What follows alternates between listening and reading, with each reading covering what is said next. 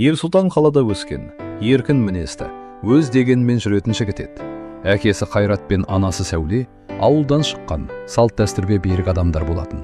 Ұлы қанша қалада оқып, жақсы қызметке тұрса да, олар оның үйлену мәселесіне келгенде өз сөздерін өткізуге тырысты. Бір күні кешкі ас үстінде Қайрат аға тамағын кенек қойып: «Балам, сенің жасың 30-ға таяды. Біз сенің қызыңды да, қаладағы жүрген ортаңды да көріп жүрміз. Бірақ бізге келін болатын қыздың тәрбиесі бөлек болу керек» деді. Ерсұлтан қасындағы шайын да ішпей әкесіне қарады. «Әке, тағы да бастамаңызшы.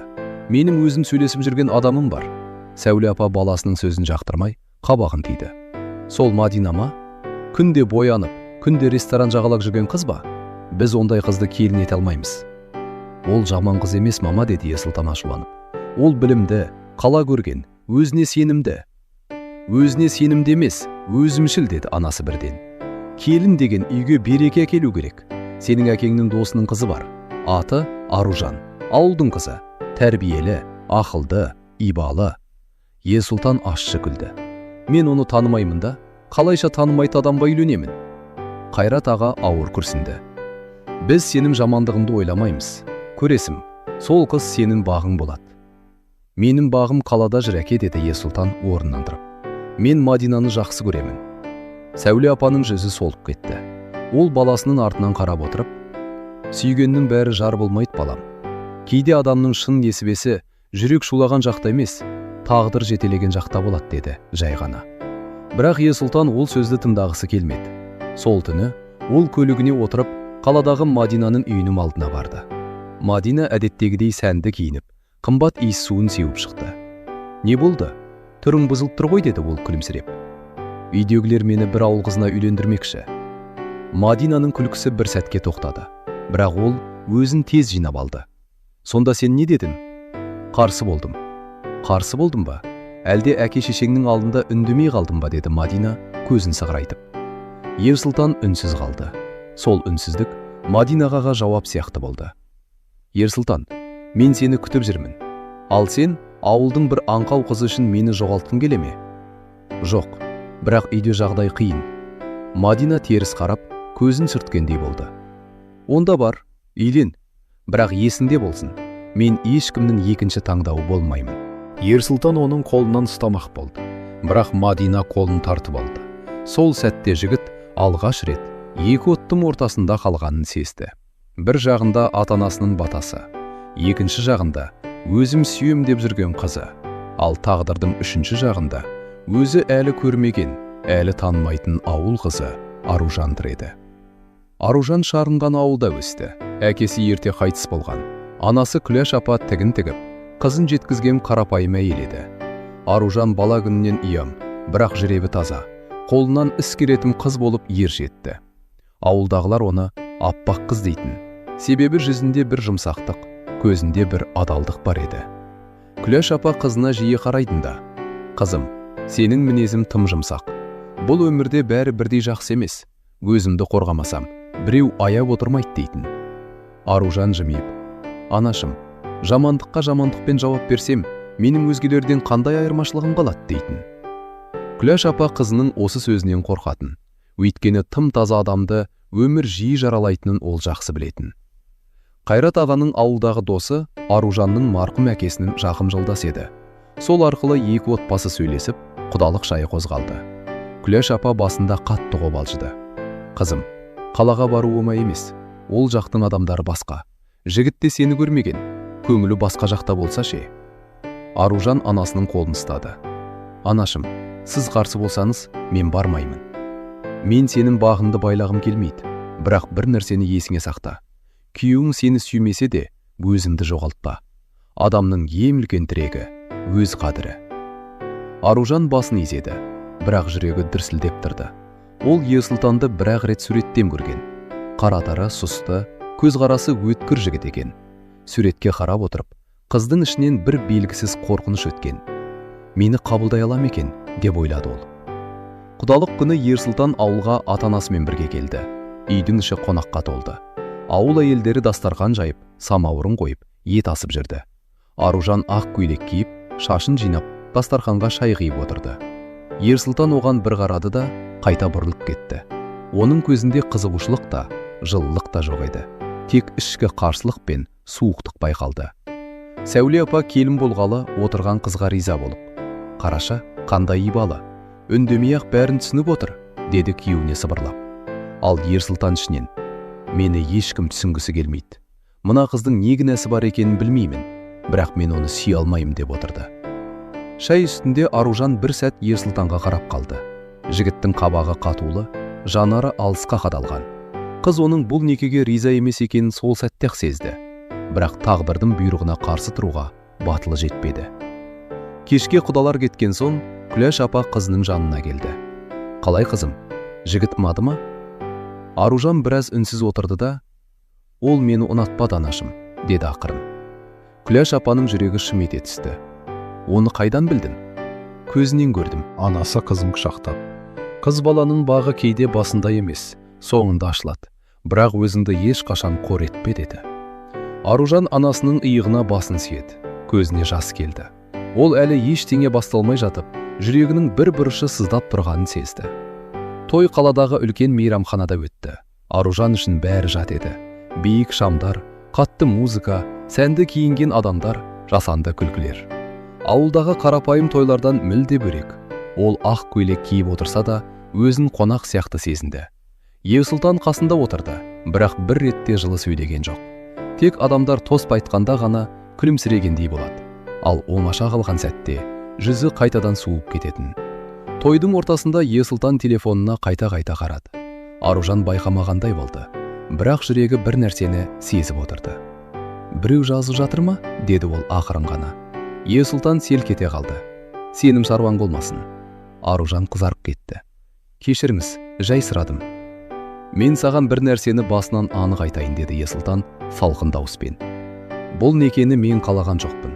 Әке-шешем үшін ғана отырмын. Сенен көп нәрсе күтпеймін, сен де менен көп нәрсе күтпе». Аружанның қолындағы орамалы дір ете қалды. «Мен сізден ештеңе талап етпеймін», деді ол әрең сөйлеп. «Тек сыйластық болса болды». «Сыйластық болады, бірақ махаббат болмайды». Бұл сөз Аружанның жүрегіне ине болып қадалды. Тойдың күлкісі, әні, дауысы алыстан естілгендей болды. Ол көз жасын көрсетпеу үшін басын төмен салды. Сол түні жана түскен келін болып Ерсұлтанның үйіне кірді. Сәуле апа шашу шашып бетінен сүйді. «Босаған құтты болсын қызым, осы үйдің берекесі бол». Қайрат аға да батасын берді. «Қадамдарым құтты болсын, бір-бірінді сыйландар. Үйдің іргесі сыйластықпен мықты болады». Аружан үнсіз бас изеді. Ерсұлтан әкесінің сөзін тыңдап тұрғанымен жанары басқа жақта еді. Түнде бөлмеге кіргенде араларында ауыр тыныштық орнады. Аружан терезе жанында тұрды. Қала шамдары алыстан жарқырап көрінеді, бірақ қыздың көңілі қараңғы еді. Ерсұлтан күртесін шешіп орындыққа тастады. «Сен мұнда үйрене алмай жүрсең, ауылға қайта беруіңе болады», деді. Аружан оған бұрылып қарады. «Сіз менің кетуімді қалайсыз ба?» Ерсұлтан бір сәт үнсіз қалды. «Мен ештеңе қаламаймын. Болған нәрсе болды. Мен де бұл үйге біреудің жүрегін тартып алу үшін келген жоқпын», деді. Аружанның дауысы дірілдеп. «Мен де адаммын. Маған да оңай емес». Ерсұлтан алғаш рет оған пырыстап қарады. Қыздың көзінде өкпе бар, бірақ ашу жоқ. Мұң бар, бірақ қарғыр жоқ. Сол тазалық жігітті бір сәт тоқтатып бастады. Бірақ ол өз қаталдығынан қайтқысы келмеді. «Ұйықта, ертең ерте тұрамыз», деді де теріс қарап жатты. Аружан сол түні көз ілмеді. Жаңа өмірінің алғашқы түні осылай суық басталды. Аружан қаладағы үйдің тәртібіне біртіндеп үйрене бастады. Таңертең ерте тұрып шай қоятын, Сәуле апаға көмектесетін, үй жинайтын. Қаладағы пәтер кең сәнді болғанымен, оған ауылдағы шағын үйінің жылуы жетіспейтін. Сәуле апа келініне риза еді. «Қызым, сен шаршап қалдың ғой, отыра тұр», дейтін кейде. «Жоқ апа, үйреніп кетемін», дейтін Аружан. Қайрат аға да оны жақсы көріп қалды. Кешкі шайда «Біздің үйге тыныштық кіргендей болды» деп қалатын. Бірақ Ерсұлтан ғана өзгермеді. Ол таңертең жұмысқа кетеді, кешке кеш келеді. Аружан қойған асты үнсіз ішеді де бөлмесіне кіріп кетеді. Кейде телефонмен сөйлесіп балконға шығып кететін. Бір күні Аружан ас үйде ыдыс жуып тұрғанда Ерсұлтанның дауысы естілді. «Мадина, мен саған айттым ғой, бұл жай ғана жағдай. Мен ешкімді сүйіп отырған жоқпын. Аружанның қолындағы кесе сырғып кете жаздады. Ол кемін ішіне тартып тұрып қалды. Жоқ, сен мені жоғалтпайсың. Мен сені ұмытқан жоқпын, деді Ерсұлтан. Аружан ыдысты жай ғана орнына қойды. Көзі жасаурап кетті. Бірақ ол жыламады. Мен өзімнің орнымды білемін, деді іштей. Кешкісін Ерсұлтан бөлмеге кіргенде, үстел үстінде үтіктелген көйлегі, қасында жылы шай тұрды. Ол таң қалды. Мұны сен дайындадың ба? Иә, ертең ерте жиналмай қаларсыз деп ойладым. Ерсұлтан ыңғайсызданып қалды. Саған мұның қажеті жоқ. Мен осы үйдің келінімін ғой, деді Аружан жай ғана. Келін болғаным үшін бәріне шыдауым керек деген сөз емес. Аружан күлімсірегендей болды. Шыдағаным емес, тек үйреніп жүрмін. Оның осы сабыры Ерсұлтанға түсініксіз еді. Егер Мадина болса, әлде қашан айқай шығарар еді. Ал Аружан үндемейді. Бірақ оның үнсіздігінде әлсіздік емес, бір тереңдік бар сияқты. Бір күні Сәуле апа базарға кетіп, үйде Аружан мен Ерсұлтан ғана қалды. Ерсұлтан жұмысқа асығып жүріп, галстугын таба алмай ашуланды. Осы үйде ештеңе орнында тұрмайды, деді ол. Аружан дереу келіп, кеше өзіміз диванның үстіне тастағансыз, мен іліп қойғанмын, деп шкафтан алып берді. Ерсұлтан галстукты алып жатып, оның қолына көзі түсті. Саусақтары ыстық су мен жуғыш заттан қызарып кеткен екен. Қолым неге бұлай? Аружан қолын жасырып қалды. Ештеңе емес, үйренбегендікі ғой. Крем жақпайсың ба? Бар ғой, ұмытып кетіппін. Ерсұлтан бір сәт үнсіз тұрып қалды. Айтқысы келген жылы сөзі тамағына кептелді. Бірақ бәрібір суық қалпын сақтады. Өз-өзіңе қара, деді ғана. Аружан басын изеді. Сол күні Ерсұлтан жұмысқа бара жатып, алғаш рет әйелінің қызарған қолдарын ойлады. Оны неге ойлағанын өзі де түсінбеді. Мадина Ерсұлтанның үйленгенін қабылдай алмады. Ол өзін жеңіліп қалғандай сезінді. Бірақ сырт көзге мықты көрінуге тырысты. Құрбыларының алдында. Ол бәрібір маған қайтып келеді. Ауылдың қызы қалада ұзақ шыдамайды деп күлетін. Бірақ жалғыз қалғанда телефонға телміріп, Ерсұлтаннан хабар күтіп отыратын. Ерсұлтан бұрынғыдай жиі жазбайтын болды. Бұрын күніне бірнеше рет хабарласса, енді кейде қысқа ғана жауап беретін. Бір күні Мадина шыдай алмай, оған өзі қоңырау шалды. Сен өзгеріп барасың, деді ол. Жоқ, жұмыс көп. Жұмыс па, әлде жаңа әйелім бе? Ерсұлтан қабағын түйді. Оны бұл әңгімеге қоспа. Неге қоспаймын? Ол сенің үйіңде, сенің фамилияңда жүр. Ал менше, мен кіммін? Мадина, мен сені алдаған жоқпын. Үйде қысым болды. Қысым болса еркек адам қарыстыра білуі керек еді, деді Мадина суық үнмен. Сен мені қорладың. Осы сөз Ерсұлтанға ауыр тиді. Себебі ол өзін кінәлі сезінетін. Мадина осы кінәні жақсы пайдаланатын. Келесі күні ол Ерсұлтанның жұмыс орнына келді. Қымбат пальто, биік өкше, сенімді жүріс. Қабылдау бөлмесіндегі қыздар оған қызыға қарады. Мадина Ерсұлтанның кабинетіне рұқсатсыз кіріп барды. Сен неге келдің? Деді Ерсұлтан абдырап. Сені көруге, әлде әйелінен рұқсат сұрауың керек пе? Мұнда жұмыс орны. Ал мен сенің өмірінде қандай орындамын? Ерсұлтан жауап бере алмады. Мадина үстелге жақындап, оның көйлегінің жағасына қарады. Үтіктелген, демек әйелін жақсы қызмет етіп жүр. Мадина, не, шындық па? Сен оған үйреніп барасың ба? Жоқ. Көзіме қарасам өзінде сенбей тұрсың. Ерсұлтан ашуланып орнынан тұрды. Сен артық кетіп барасың. Мадина көзін жасқа толтырды. Мен артық кеткен жоқпын. Мен жай ғана сені жоғалтқым келмейді. Ол Ерсұлтанның қолын ұстады. Жігіт қолын тартып алмады. Дәл сол сәтте есік қағылды да хатшы қыз кірді. Кешіріңіз, Ерсұлтан Қайратұлы, сізге құжат. Хатшы екеуінің қол ұстасып тұрғанын көріп, ыңғайсызданып қалды. Мадина ішінен қуанды. Міне, өсек осыдан басталады деп ойлады. Кешке Ерсұлтан үйге кеш оралды. Аружан дастархан жайып күтіп отыр екен. Тамақ ішесіз бе, деді ол. Ішпеймін. Жұмыста шаршадыңыз ба? Сенен сұрамадым ғой, деді Ерсұлтан дөрекілеу. Аружан үндемей қалды. Ол жігіттің көңілінде бір дауыл тұрғанын сезді. Ал Ерсұлтан өзінен өзі ашулы еді. Мадинаның көз жасы, Аружанның үнсіз мейірімі, ата-анасының үміті бәрі араласып, ішін жеп бара жатты. Қыс түскен кез еді. Бір күні Ерсұлтан жұмыстан қайтып келе жатып, қатты тоңып қалды. Кешке қарай денесі қызып, басы ауырып, жөтеле бастады.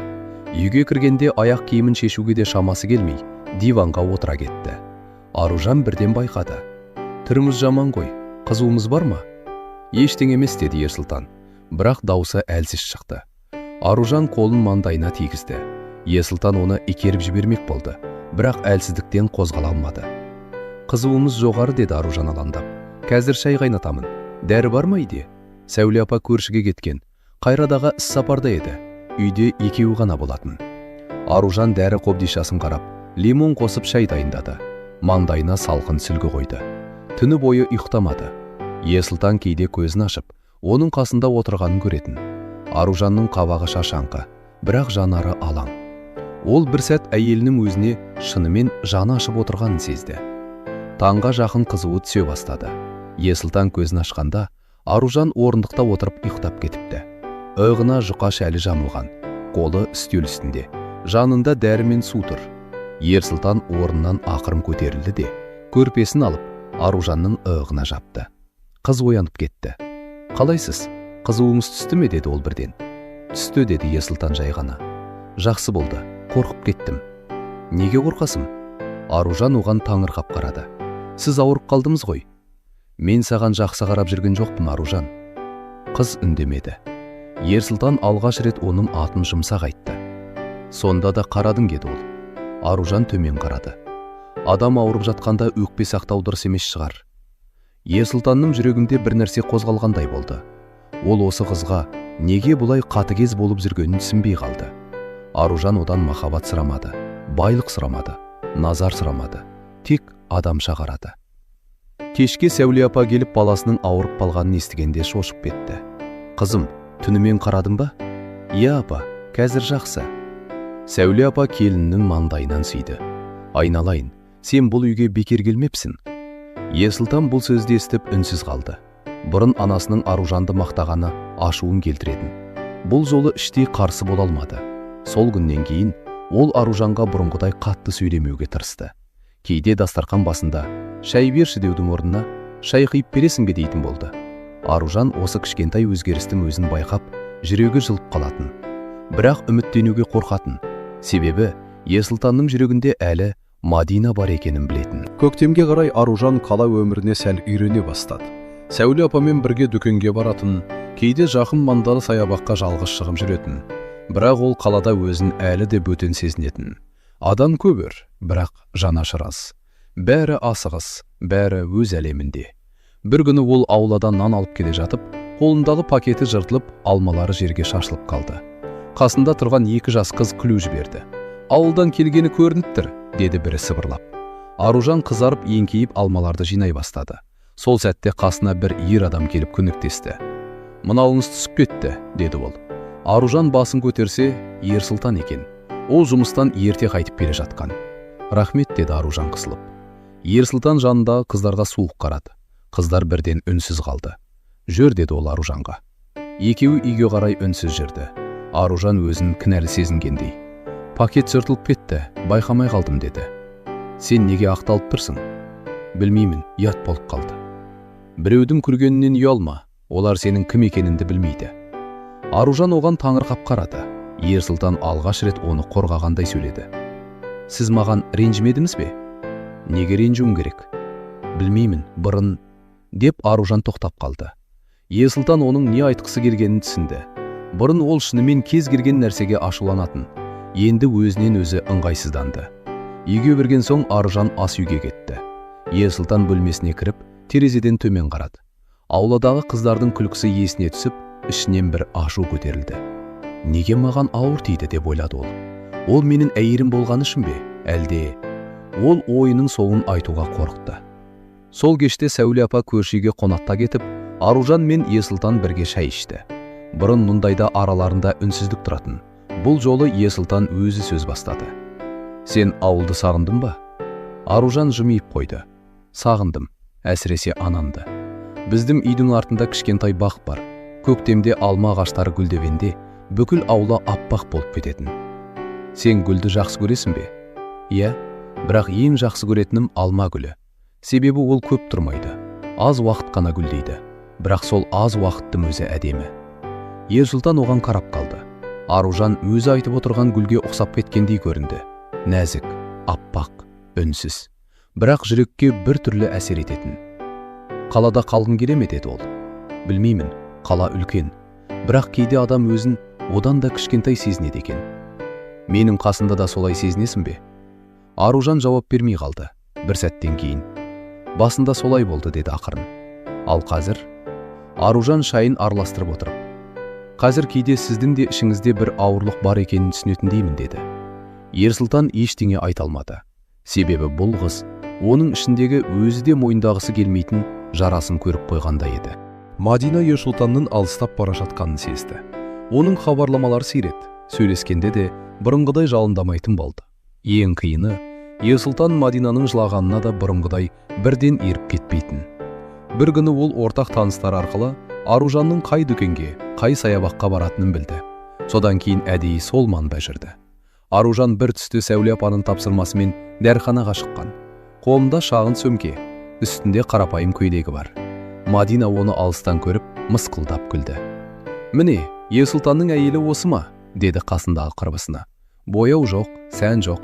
Қалада мұндай түрмен қалай жүреді екен? Құрбысы күліп, бірақ түрі жаман емес, өзі бір нәзік екен. Мадина қабағын түйді. Нәзік болғаны ештеңе емес, еркектер сондайды аяп жүріп үйреніп қалады. Ол Аружанға жақындады. Сәлем деді, өтік жылы үнмен. Аружан бейтаныс әйелге таңы қап қарады. Сәлеметсіз бе? Сен Аружансың ғой? Иә, ал сіз? Мадина күлімсіреді. Мен Ерсұлтанның ескі танысымын, тіпті жай таныс емес, өте жақын адаммын десем де болады. Аружанның жүзі бозарып кетті, бірақ өзін ұстады.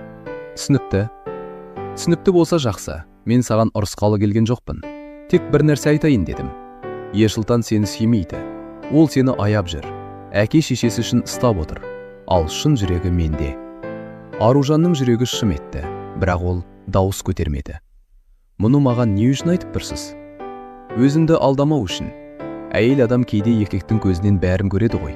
Сен де көріп жүрген шығарсың. Иә, деді Аружан баяу. Көріп жүрмін. Мадина жеңдім деп ойлады. Онда жолдан өзің кет, кейін бәрібір ауыр болады. Аружан оған тіке қарады. Көзінде жас жоқ, бірақ мұң бар еді. Мен ешкімнің жолын тартып алған жоқпын. Мені бұл үйге үлкендер алып келді. Бірақ сіз бұрыс айтасыз. Адамның жүрегін зорлап ала алмайсың. Мадина оның сабырынан ашуланып қалды. Сен өте ақылды болып көрінгің келеді екен. Жоқ, мен тек өзімді төмендеткім келмейді.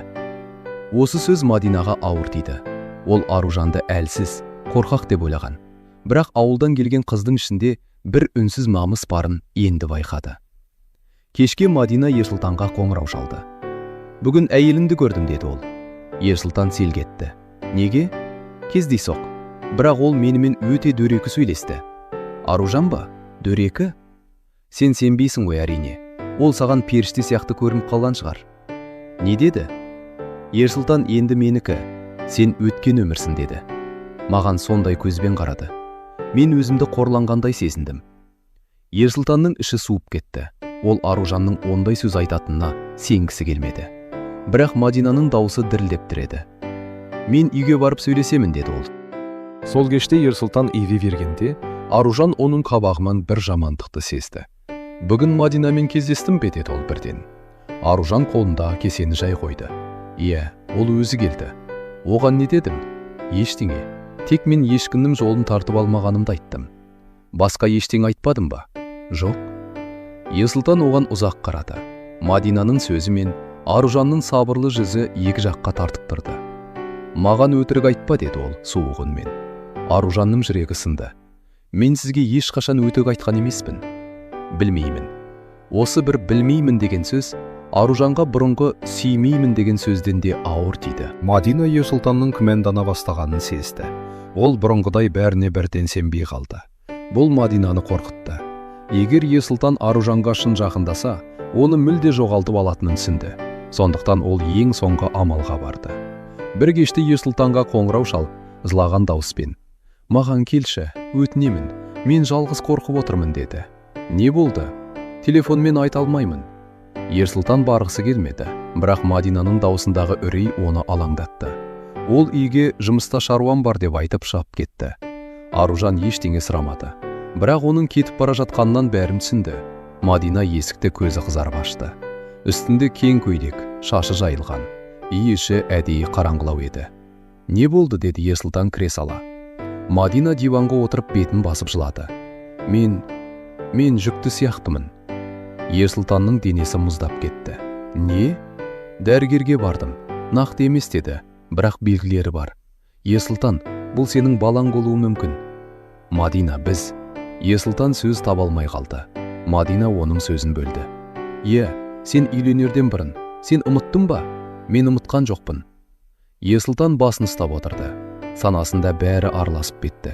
Егер бұл рас болса ше, егер Мадина оның баласын көтеріп жүрсе ше, онда Аружанмен өмір сүруі әділетсіз емес пе? «Неге бұрын айтпадым?» деді ол. «Өйткені сені қинағым келмеді, бірақ енді жалғыз көтере алмаймын. Мен сені сұрамаймын. Тек балам әкесіз өспесін деймін». Мадина дәл қай сөзді айту керегін білетін. «Балам әкесіз өспесін» деген сөз Ерсұлтанның жүрегіне қатты тиді. Өйткені ол жауапкершіліктен қашатын адам емес еді. Үйге түн ортасында келді. Аружан қонақ бөлмеде отыр екен. Шам жағулы, үстелде суып қалған шай. «Кеш келдіңіз» деді ол. Ерсұлтан оның жүзіне қарай алмады. «Аружан, біз сөйлесуіміз керек». Қыздың жүрегі бірден қысылды. «Айтыңыз». Ерсұлтан ұзақ үнсіз тұрды. Сосын әр сөзін әрең айтып: «Мадина жүкті болуы мүмкін». Аружанның жүзі аппақ болып кетті. Ол орындықтың арқалығынан ұстап қалды. «Сізден бе?» Ерсұлтан көзін төмен салды.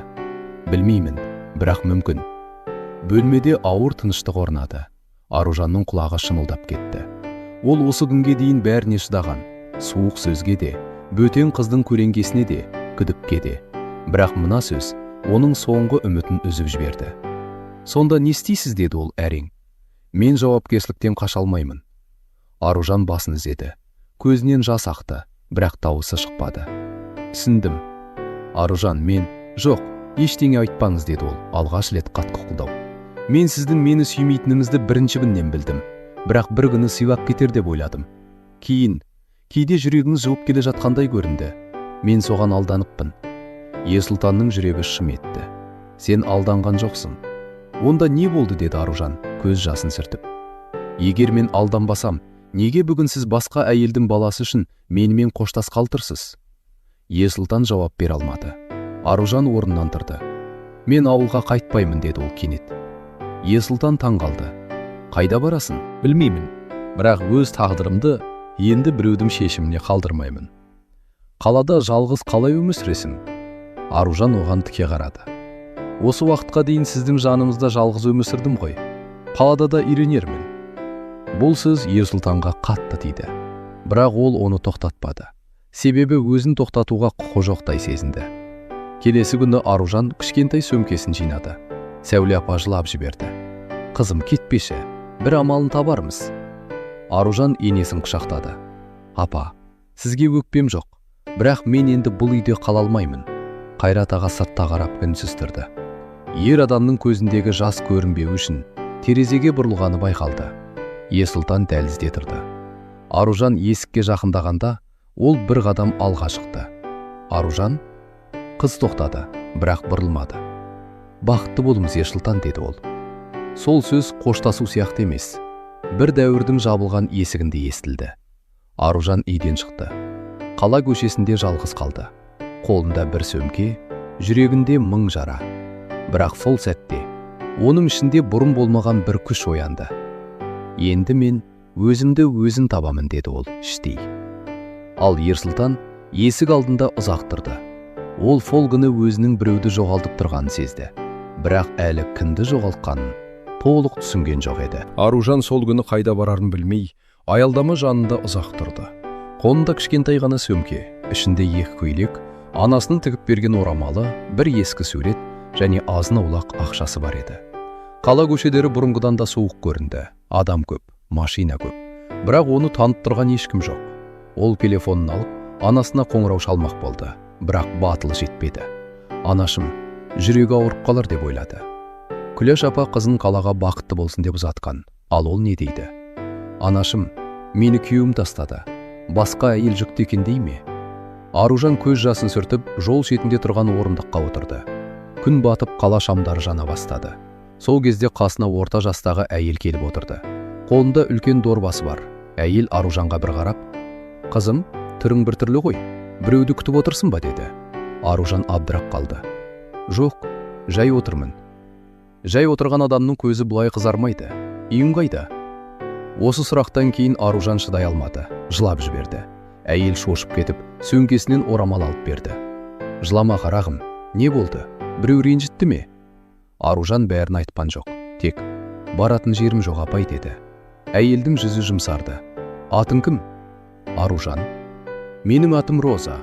Қаланың шетінде шағын пәтерім бар. Жалғыз тұрамын. Қаласаң бүгінше менің үйіме барасың. Ертең ақылдасып көрерміз». Аружан бірден қорқып кетті. Бейтаныс адам ғой. Бірақ Роза апайдың көзінде жамандық жоқ еді. Анасының көзіне ұқсайтын. Жылы, шаршаған, бірақ мейірімді. «Мен сізге ауыр болмаймын ба?» «Адам адамға ауыр болмайды қызым. Адамның қайғысы ауыр. Жүр». Роза апайдың пәтері шағын, ескілеу еді. Бірақ іші таза, жылы. Керезе алдында гүлдер тұр. Ас үйде самауыр емес, ескі шәйнек қайнап жатты. Аружанға дәл сол сәтте осы қарапайым үй сарайдай көрінді. «Шәй іш, аш шығарсың» деді Роза апай, нан мен май қойып. Аружан шайға қолын тигізе алмай отырды. «Апай, мен сізге қалай қайтарамын?» «Қайтарарсың. Бір күні сен де біреуге жақсылық жасарсың. Болды». Сол түні Аружан Роза апайдың ескі диванында жатты. Терезе сыртында қала шулап тұр. Бірақ қыздың ішіндегі шу одан да қатты еді. Ер сұлтанның Мадина жүкті болуы мүмкін деген сөзі қайта-қайта құлағында жаңғырды. «Мен оған не едім? Әйелімін деді ме?» «Жоқ, үйдің келіні болдым. Бірақ жүрегінің адамы болмадым». Ол анасының орамалын құшақтап үнсіз жылады. Бірақ сол жылаудың ішінде бір шешім бар еді.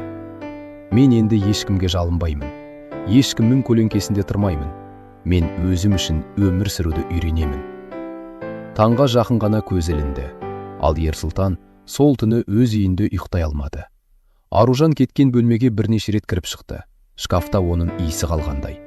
Керезе жанында қыз жиі тұратын орын бос тұр. Сәуле апа таңға дейін жылады.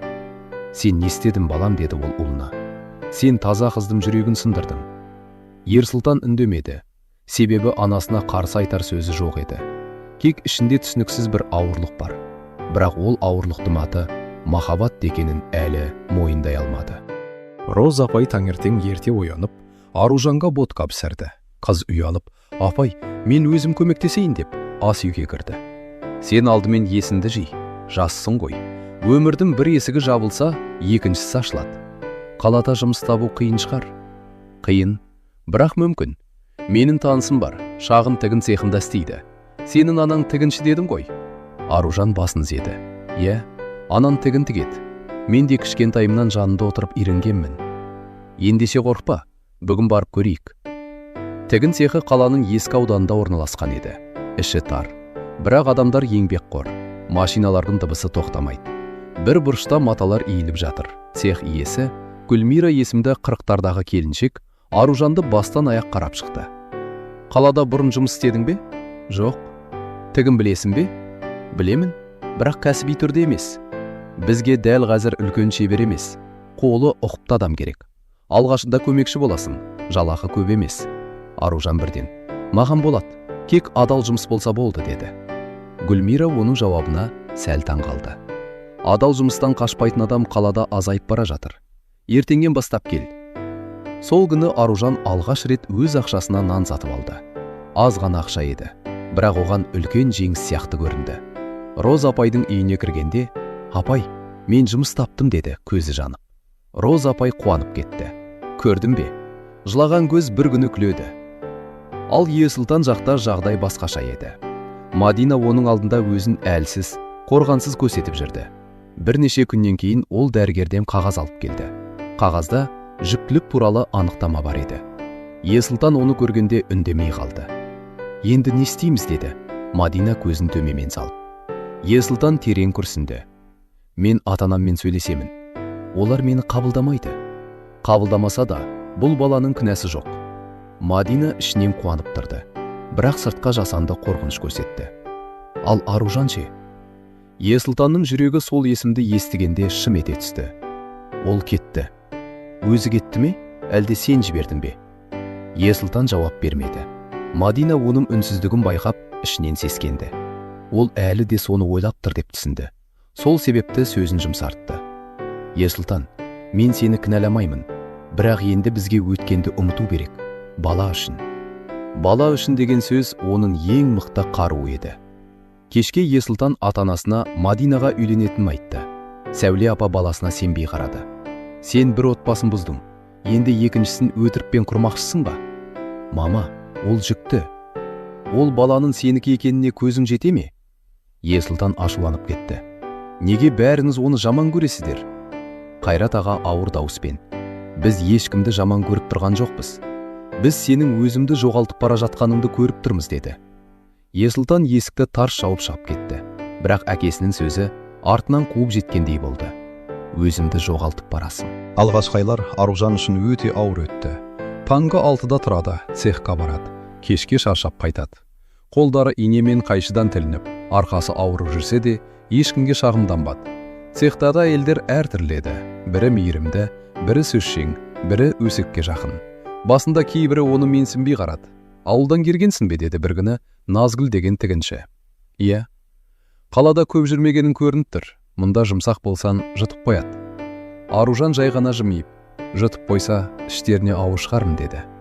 Әйелдер күліп жіберді. Сол күннен бастап оны жақын тарта бастады. Гүлмира да Аружанның ұқыптылығын байқады. Бір күні кешке жұмыстан кейін шақырып алды. Сенің қолың жақсы екен, бірақ біліміңді көтеру керек. Қалада кешкі курстар бар. Дизайн, компьютер, тігін технологиясы. Оқисың ба? Аружан сасып қалды. Менің ақшам жетпейді ғой. Алғашқы айын өзін төлеп берейін, қалғанын өзім жалғастырарсың. Бірақ бір шартым бар. Қандай? Өзіңе сенуді үйрен. Аружанның көзіне жас келді. Неге маған көмектескіңіз келеді? Гүлмира терезеге қарап біраз үнсіз тұрды. Өйткені бір кезде мен де қалаға жылап келгенмін. Бір әйел маған қол созған. Енді мен біреуге қол созуым керек шығар. Осы сөз Аружанға күш берді. Ол кешкі курсқа жазылды. Алғашқы сабақта компьютерді дұрыс қоса алмай, қатты қысылды. Жанындағы қыздар жылдам жазып, тапсырманы тез орындап отырғанда, Аружан қолы дірілдеп қалды. Мұғалім Ермек ағай оның қасына келіп: "Қорықпаңыз, компьютер адамнан ақылды емес, тек бұйрық күтеді" деді әзілдеп. Аружан алғаш рет еркін күліп жіберді. "Мен де бұйрық беруді үйренбеппін ғой." "Үйренесіз. Ең қиыны бірінші күн." Кешке Роза апайға келіп: "Апай, мен бүгін курсқа бардым" деді. "Жарайсың қызым, көзім жанып тұр." "Қорықтым, бірақ шықпадым." Міне, өсу деген сол. Қорықпау емес, қорықсан да қашпау. Аружан айнаға қарады. Бұрынғыдай жасқа толған көз емес, шаршаған, бірақ тірі көз. Үміт бар.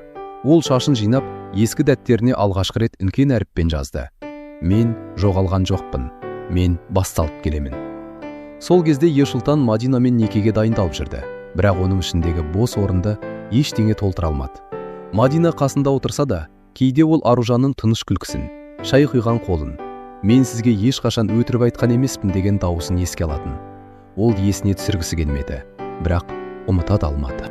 Мадинамен неке қию рәсімі шағын ғана өтті. Мадина үлкен той жасағысы келген, бірақ Есұлтан көнбеді. "Қазір тойдың уақыты емес" деді ол. "Неге? Мен сенің әйелің болғалы жатырмын. Әлде ұялып тұрсың ба?"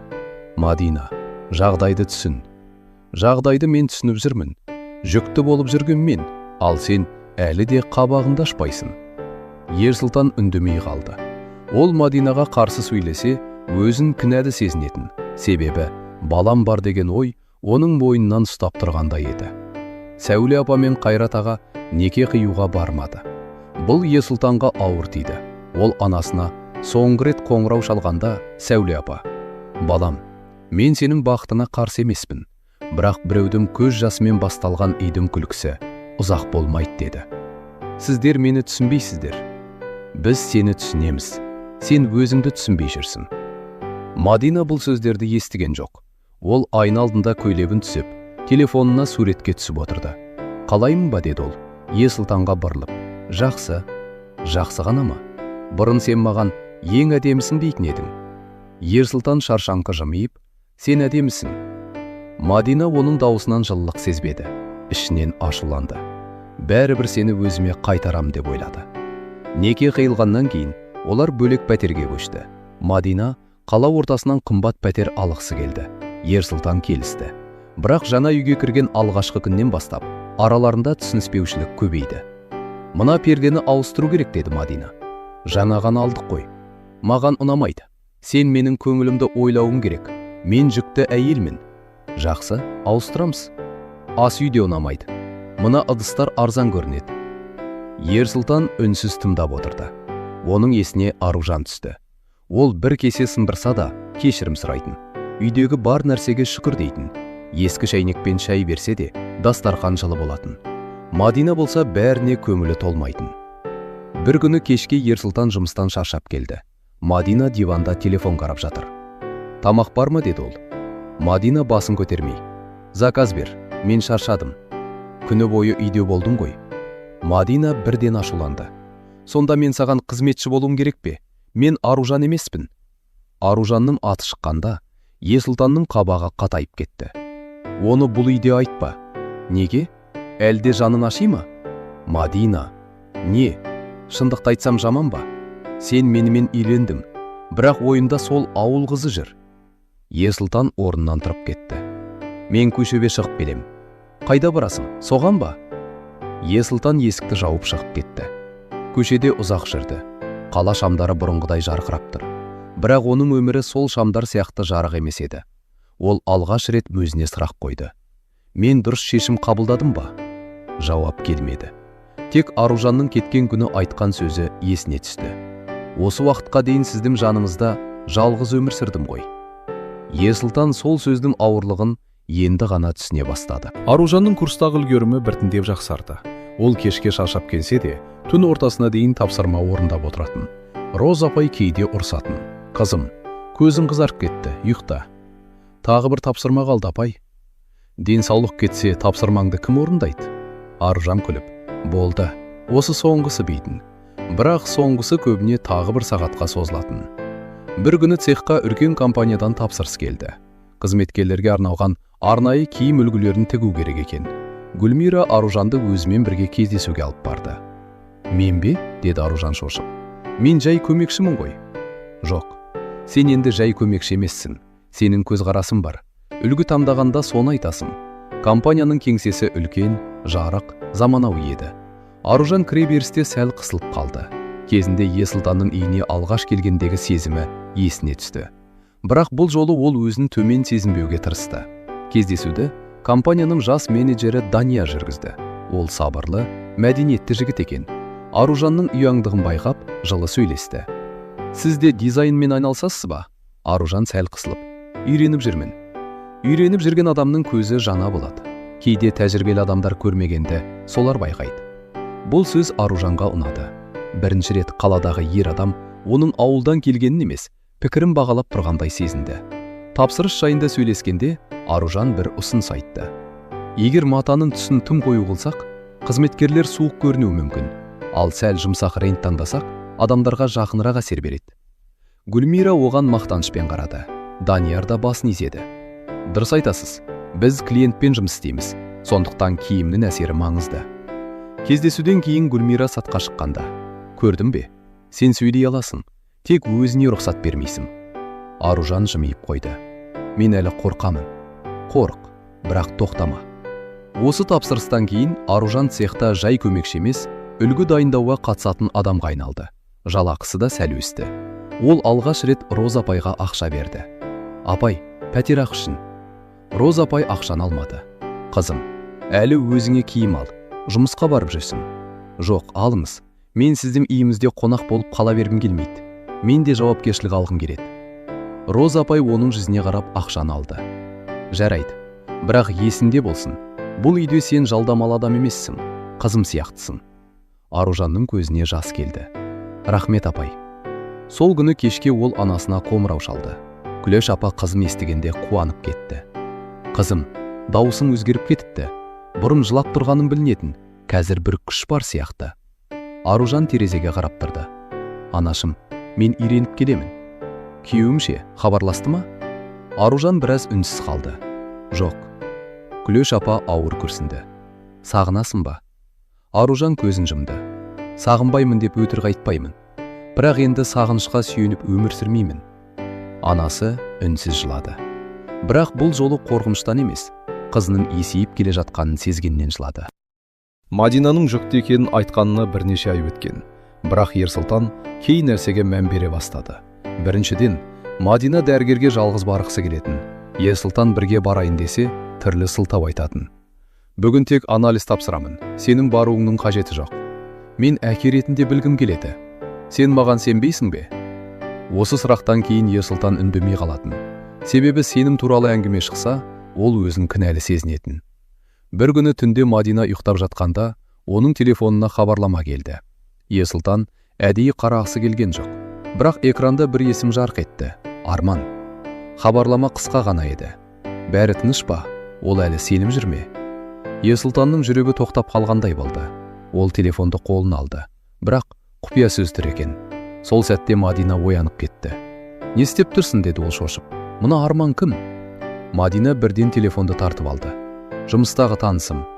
Ол неге, ол әлі сеніп жүр ме, деп жазды. Мадина сәл кідірді, бірақ өзін тез жинады. Сен менің телефонымды ақтарып жүрсің бе? Бұл қандай сенім? Мен сұрақ қойдым. Арман менің құрбымның күйеуі. Олар бір жағдайды сұрап жүрген. Сен бәрін жаманға жорисың. Қандай жағдай? Ерсұлтан, мен жүкті әйелмін. Мені тергемеші. Ол жылап жіберді. Бұрынғыдай көз жасыла сендіру үшін бетін басып, иығын дірілдетті. Бірақ бұл жолы Ерсұлтан бірден жұмсармады. Ертең дәрігерге бірге барамыз, деді ол. Мадина басын көтерді. Жоқ, ертең болмайды. Неге? Менің дәрігерім демалыста. Басқа дәрігерге барамыз. Сен мені қорлап тұрсың. Сен менің ішімдегі балаға күдік келтіріп тұрсың. Ерсұлтан ауыр күрсінді. Мен тек анық білгім келеді. Мадинаның көзі суықтап кетті. Анық білгің келсе, алдымен жүрегіңнен Аружанды шығар. Сен мені емес, соны ойлап жүрсің. Сондықтан менің әр сөзіммен өтірік іздейсің. Бұл сөз Ерсұлтанды тоқтатты. Себебі Аружанның есімі оның ішінде шынымен бар еді. Бірақ ол Мадина айтқандай себеп пе, әлде өз жүрегіндегі шындық па, түсінбеді. Келесі күні жұмыста Ерсұлтан құжат қарап отырса да, ойы басқа жақта болды. Арман кім? Неге ол солай жазды? Деген сұрақ маза бермеді. Түскі уақытта ол Мадина айтқан емхананың нөмірін тауып хабарласты. Сәлеметсіз бе? Мен жұбайым Мадина Төлегенованың қабылдау уақыты туралы білейін деп едім. Тіркеуші біраз қарап. Бізде ондай пациент соңғы 2 айда тіркелмеген, деді. Ерсұлтанның қолындағы қаламы түсіп кетті. Мүмкін басқа бөлімде шығар. Жоқ, база бойынша жоқ. Ол телефонды жай қойды. Ішінде бір нәрсе сынып түскендей болды. Бірақ әлі де толық сенгісі келмеді. Мүмкін баста емханаға барған шығар деп өзін жұбатты. Сол кеште Мадинаға ештеңе айтпады. Тек оның әр қимылын байқап отырды. Мадина телефон келген сайын басқа бөлмеге шығып кететінін енді анық көрді. Ерсұлтан алғаш рет Аружанға сенбеген күнін есіне алды. Ол кезде дәл осылай тексеруге тырыспаған, тек Мадинаның сөзіне сенген. Мен неге Аружаннан дәлел сұрадым, ал Мадинаға дәлелсіз сендім? Бұл сұрақ оны түні бойы ұйықтатпады. Бірнеше аптадан кейін Ерсұлтан жұмыс бабымен бір компанияға барды. Бұл сол Дания жұмыс істейтін компания еді. Кеңсеге кіргенде дәлізде қызметкерлердің арнайы киім үлгілері ілініп тұр екен. Бір бұрышта Гүлмира мен Аружан маталарды реттеп, тапсырыс берушімен сөйлесіп тұрды. Ерсұлтан алғашында оны танымай қалды. Себебі қарсы алдында тұрған қыз бұрынғы үйіндегі үнсіз келінге ұқсамайтын. Шашы әдемі жиналған, үстінде өзіне жарасымды қарапайым, бірақ сәнді көйлек. Жүзі сол баяғы нәзік, аппақ. Бірақ көзінде бұрынғы қорқыныш жоқ, сабыр бар, өзіне деген сенім бар. Аружан да оны көрді. Бір сәт демі тоқтап қалғандай болды, бірақ дереу өзін жинап алды. Сәлеметсіз бе, деді ресми түрде. Ерсұлтан оның сіз деген суық сыпайылығына шаншылып қалғандай болды. Сәлем, Аружан. Гүлмира екеуінің таныс екенін байқап сәл шегінді. Сіздер қансыздар ма? Аружан жай ғана. Иә, бұрын таныс болғанбыз, деді. Бұрын таныс болғанбыз. Бұл сөз Ерсұлтанға татты тиді. Ол оның күйеуі болған. Ал қазір бұрын таныс қана. Данияр қастарына келіп, Аружан, мұна үлгіні клиентке көрсетсек болады ма, деді. Аружан оған бұрылып жылы жауап берді. Иә, болады, бірақ жеңінің ұзындығын сәл қысқартсақ жақсы тұрады. Ерсұлтан Даниярдың Аружанға қалай қарағанын байқап қалды. Құрметпен, жылы, тіпті ішкі бір ықыласпен. Сол сәтте оның ішінде таныс емес қызғаныш оянды. Кездесу аяқталған соң, Ерсұлтан сыртта Аружанды күтті. Аружан шығып келе жатқанда, ол жолын бөгеді. сөйлессек бола ма? Аружан тоқтады. Қолындағы папкасын кеудесіне қысып тұр. Не туралы? Қалың қалай? Жақсы, көріп тұрсыз ғой, жұмыс істеп жүрмін. Қайда тұрып жатырсың? Бұл сұрақты қоюға сіздің құқыңыз бар ма? Есұлтан үнсіз қалды. Мен жай алаңдадым. Аружан ащы жымиып қойды. Мен кеткен күні де алаңдауымызға болатын еді. Бұл сөз Есұлтанға қамшыдай тиді. Аружан, мен жағдай солай болды. Жағдай емес, таңдау болды Есұлтан. Сіз таңдадыңыз. Мен бала үшін, бала үшін, мен түсінемін. Оның дауысы тыныш еді. Бірақ сол тыныштықтың астында қанша жара жатқанын Есұлтан сезді. Сен мені жек көресің бе, деді ол кенет. Аружан біраз үнсіз тұрды. Жоқ, жек көру үшін де адам жүрегінде көп орын беру керек. Мен қазір өзімді жинап жүрмін. Ал мен ше? Аружан оған тіке қарады. Сіз менің өмірімде болған адамсыз, бірақ қазір менің өмірімді тоқтататын адам емессіз. Ол кетіп қалды. Есұлтан орнында қатып тұрды. Оның артынан қараған сайын жүрегі сығылды. Бұрын Аружан оның үйінде күтіп отыратын. Енді ол өз жолымен кетіп барады. Және сол жолда басқа адамдар бар. Данияр сияқты адамдар. Кешке Есұлтан үйге келгенде Мадина бірден байқады. Не болды? Түрім неге өзгеріп кеткен? Ештеңе. Оны көрдің бе? Есұлтан таң қалды. Кімді? Жауап бермей-ақ қой. Көзін айтып тұр. Аружанды көрдім. Есұлтан үндемеді. Мадинаның іші өртеніп кетті. Ол дәл сол сәтте ең қауіпті нәрсені түсінді. Аружан бұрынғыдай әлсіз емес. Ал Есұлтан оны енді бұрынғыдан да қатты ойлай бастайды. Мадина Есұлтанды қайтадан өзіне байлау үшін баланы алға тартуын күшейтті. Ол үйде әдейі әлсіз болып көрінді. Кейде ішін ұстап, бүгін өзімді нашар сезініп тұрмын дейтін. Есұлтан дәрігер шақырайын десе, қажет емес, дем алсам өтеді деп тоқтататын. Бірақ оның өтірігі ұзаққа бармайтынын өзі де сезді.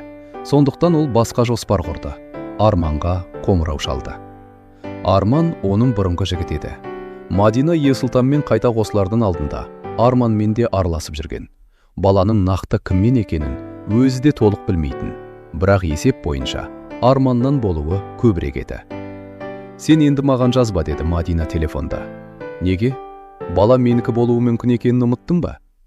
Үніңді шығарма, мен саған ақша берем. Маған ақша емес, шындық керек. Шындық саған да керек емес. Есұлтан білсе, сен де тыныш қоймайды. Арман күлді. Сен бұрынғыдайсың, Мадина. Бәрін қорқытып ұстаймын деп ойлайсың. Арман, мен қалжыңдап тұрған жоқпын. Мен де. Осы әңгімеден кейін Мадина қатты мазасызданды. Есұлтанның телефонын тексергісі келді. Бірақ ол бұрынғыдай аңқау емес еді. Телефонын құпия сөзбен ұстайтын болды. Бір күні кешке Есұлтан ваннаға кіргенде Мадина оның қалтасын қарады. Әмиянның ішінен кішкентай қағаз тапты. Онда бір мекенжай жазылған. Тігін цехының мекенжайы еді. Мадина бірден түсінді. Демек, іздер жүрсің, деді ол тістеніп. Есұлтан шыққанда қағаз үстелде жатты. Бұл не, деді Мадина. Есұлтан үнсіз қарады. Сен оны іздеп жүрсің бе? Мен ішімде балаңды көтеріп жүрмін. Ал сен бұрынғы әйелімнің мекенжайын жазып жүрсің бе? Мен оған бір рет қана барғым келген. Жағдайын білгім келді. Жағдайын? Ол өлген жоқ қой. Жұмыс істеп жүр, күліп жүр, еркектермен сөйлесіп жүр. Сен неге соған алаңдайсың? Есұлтан қабағын түйді. Сен оны бақылап жүрсің бе? Мадина сасып қалды. Жоқ, бірақ қала кішкентай, адамдар айтады. Қандай адамдар? Есұлтан, сен мені тергеп кеттің. Бұрын сен бұлай емес едің. Бұрын мен көп нәрсеге көз жұмдым. Мадина бір сәт үнсіз қалды. Сосын дауысын бәсеңдетіп, сен мені сүймейсің бе, деді. Есұлтан жауап беруге асықпады. Бұрын бұл сұраққа бірден сүйемін дейтін. Қазір сол сөз аузынан шықпай қалды. Мадина оның үнсіздігін көріп, жылап жіберді. Мен бәрін түсіндім. Сенім жүрегім соғаған кетіпті. Есұлтан шаршап, Мадина, біз қазір ұрыспайық. Жоқ, айтамыз. Сен мені әйелің қылдың. Енді неге мені жалғыз қалдырасың? Мен сені жалғыз қалдырған жоқпын. Қалдырдың. Жанымда отырмын. Бірақ сенің көзің мені көрмейді. Осы сөз бір жағынан шын еді. Есұлтан Мадинаға қарағанда бұрынғы сезімін таба алмайтын. Оның орнына күдік, шаршау, өкініш бар еді. Сол түні ол балконға шығып ұзақ тұрды. Қалада жаңбыр жауып тұрды. Есұлтан телефондағы Аружанның ескі суретін ашты. той күні түсірілген сурет. Аружан ақ көйлекпен отыр. Көзінде мұң бар. Ол сол кезде де бәрін сезген екен. Кешір мені, деді Ерсұлтан сыбырлап. Бірақ кешірім сұрауға әлі батылы жетпеді. Ерсұлтан шындықты білуге бел буды. Ол Мадинаға айтпай, оның бұрын барған болуы мүмкін емханаларын іздестірді. Бір таныс арқылы жеке клиникадан ақпарат сұрады. Басында ешкім мәлімет бергісі келмеді. Бірақ кейін ол өзі күйеуі екенін айтып, қабылдауға жазылмақ болғанда, әкімші қыз абайсызда. Мадина Төлегенова бізде бір рет қана болған, бірақ жүктілік бойынша емес, басқа дәрігерге деп қалды. Қай күні, деді Ерсұлтан. Әкімші қыз сасып қалды. Кешіріңіз, толық айта алмаймын. Бірақ Ерсұлтанға осының өзі жеткілікті еді. Ол Мадинаның айтқан күндерімен сәйкес келмейтінін түсінді. Сол күні кешке үйге ерте келді. Мадина телефонмен сөйлесіп отыр екен. Ерсұлтан есікті ақырма ашқандықтан ол байқамады. Арман, сен тыныш отырсан бәрі жақсы болады. Бала туған соңда бір амалын табамын, деді Мадина сыбырлап. Ерсұлтанның көз алды қарауытып кетті. Қандай амал, деді ол есік алдында тұрып. Мадина шошып телефонды түсіріп алды. Сен қашан келдің? Жана, сөйлесіп тұрғаныңды естідім. Арман кім? Мен саған айттым ғой. Өтірік айтпа, деді Ерсұлтан алғаш рет қатты дауыспен. Бұл бала кімдікі? Мадина бозарып кетті. Бірақ соңына дейін мойындамауға тырысты. Сен не айтып тұрсың? Ұяласың ба? Өз баланнан бас тартпақсың ба? Мен бүгін клиникаға хабарластым. Сен айтқан дәрігерге бармағансың. Сен мені аңдып жүрсің бе? Мен шындықты іздеп жүрмін, ал сен оны жасырып жүрсің. Мадина орнынан тұрып көзіне жас алды. Иә, мен қателестім. Бірақ мен сені жоғалтқым келмеді. Ерсұлтан қатып қалды. Демек, өтірік айттым ба? Мадина жауап бермеді. Сол үнсіздік бәрін айтты. Бала менікі емес пе, деді Ерсұлтан әр сөзін тістеніп. Мен нақты білмеймін, деді Мадина ақырын. Бұл сөз Ерсұлтанның жүрегін қақ айырды. Ол орындыққа отыра кетті. Бүкіл әлемі құлап түскендей болды. Аружанның көз жасы, анасының сөзі, әкесінің ескертуі, бәрі бір сәтте есіне түсті. Сен мені алдадың, деді ол жай ғана. Мен сені жақсы көрдім. Жақсы көру өтірікпен басталмайды. Ал сен ше, сен мені тастап, ауылдың қызымен өмір сүре бастадым. Мен оны тастаған жоқпын. Мен оны сенің өтірігің үшін жоғалттым. Мадина ашуланып кетті. Сонда бәріне мен кінәлімін бе? Сен өзің әлсіз болдым. Әке шешеңе қарсы тұра алмадым. Маған да, оған да дұрыс еркек бола алмадым. Бұл сөз ауыр болса да, шындықтың бір бөлігі еді. Ерсұлтан үндемей қалды. Мадина жылап. Сен енді не істейсің? Соған барасың ба? Ерсұлтан орнынан тұрды. Мен алдымен өзімнің не білдіргенімді түсінемін. Ол сені кешірет деп ойлайсың ба? Ерсұлтан есікке қарай жүрді. Білмеймін, бірақ мен енді өтіріктің ішінде өмір сүрмеймін. Ол үйден шығып кетті. Мадина артынан. Ерсұлтан, қайт, мен бәрін түзетемін деп айқайлады. Бірақ бұл жолы Ерсұлтан тоқтамады. Сол түні ол ата-анасының үйіне барды. Сәуле апа есікті ашқанда, баласының түрін көріп бәрін түсінді. Балам. Ерсұлтан анасының алдына тізерлеп отыра кетті. Мама, мен Аружанға сенбедім. Мен бәрін құрттым. Ерсұлтан келесі күннен бастап Аружанды іздей бастады.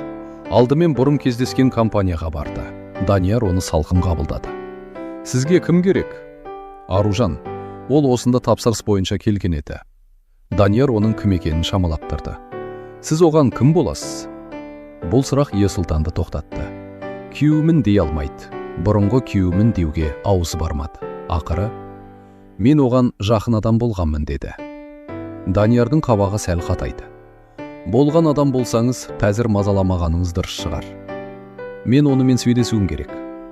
Ол сізбен сөйлескісі келсе, өзі хабарласар еді. Ерсұлтан қызғанышын әрең кежеді. Сіз оны қорғаштап тұрсыз ба? Мен оны сыйлаймын. Бұл екеуі екі бөлек нәрсе.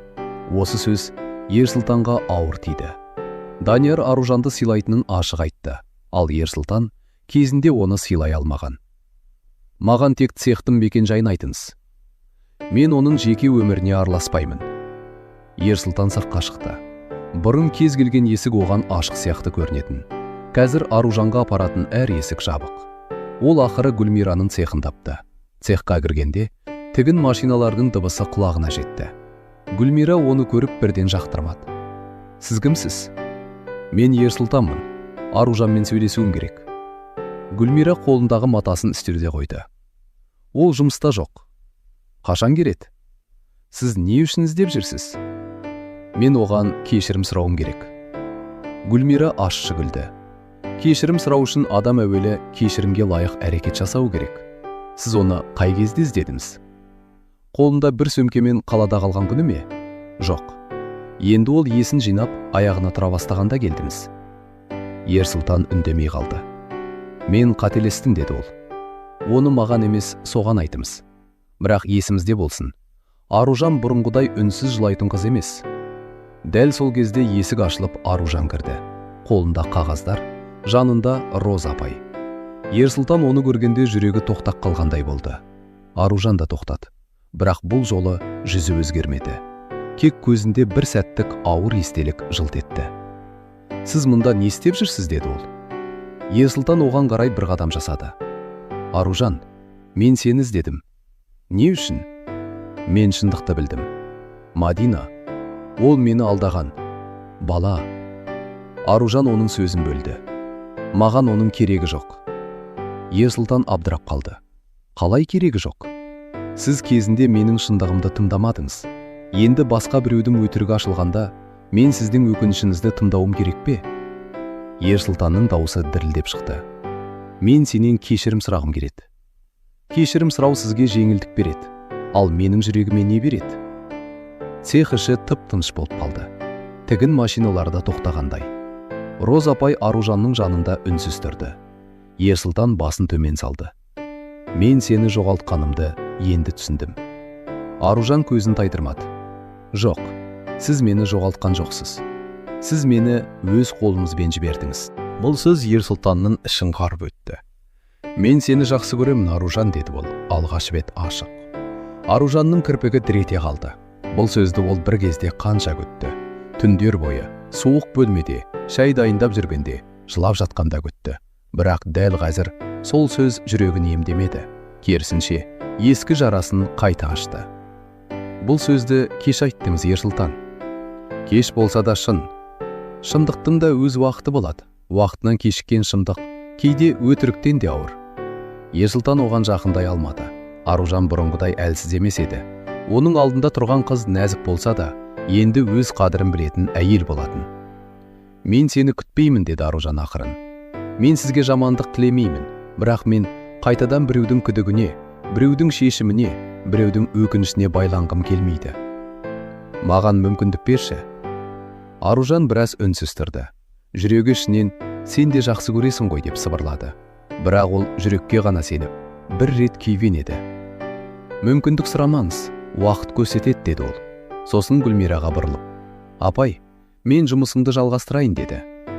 Ерсұлтан сыртқа шықты. Бірақ бұл жолы бұрынғыдай үмітсіз емес еді. Аружан оны қуып жіберген жоқ, бірақ қабылдаған да жоқ.